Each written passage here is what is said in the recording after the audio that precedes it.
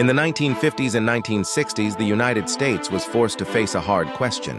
Could a nation built on freedom continue to deny equality to millions of its own people? Across much of the country, segregation was still the law. Black Americans were separated in schools, buses, restaurants, and neighborhoods. Many were blocked from voting through fear, unfair tests, and violence. Ask yourself this: how free is a country if some citizens are treated as second class? The civil rights movement rose to challenge that reality. It was not just a movement of famous leaders. It was driven by ordinary people. Students, workers, parents, and church members who decided that waiting any longer was not an option. Martin Luther King Jr. became one of the movement's most powerful voices. He believed change could come through nonviolence. His message was simple but bold. America must live up to its promise of equality. Do you think peaceful protest can really change laws and attitudes?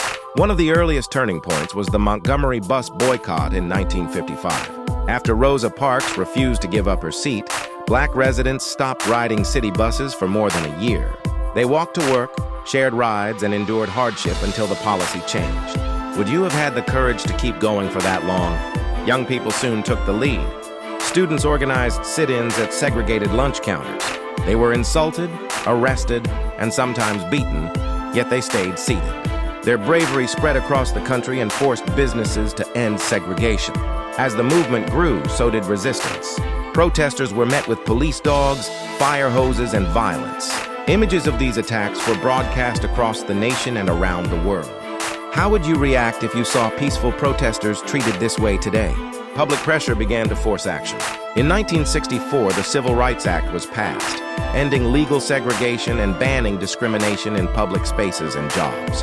In 1965, the Voting Rights Act protected the right to vote and removed barriers that had silenced Black voters for generations. These laws did not end racism, but they changed the law and the direction of the nation. Millions gained rights that had long been denied.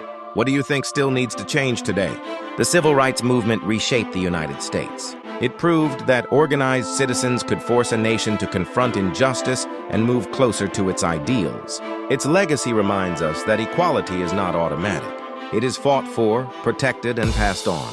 Like the video, comment your thoughts, subscribe for more powerful history explained simply.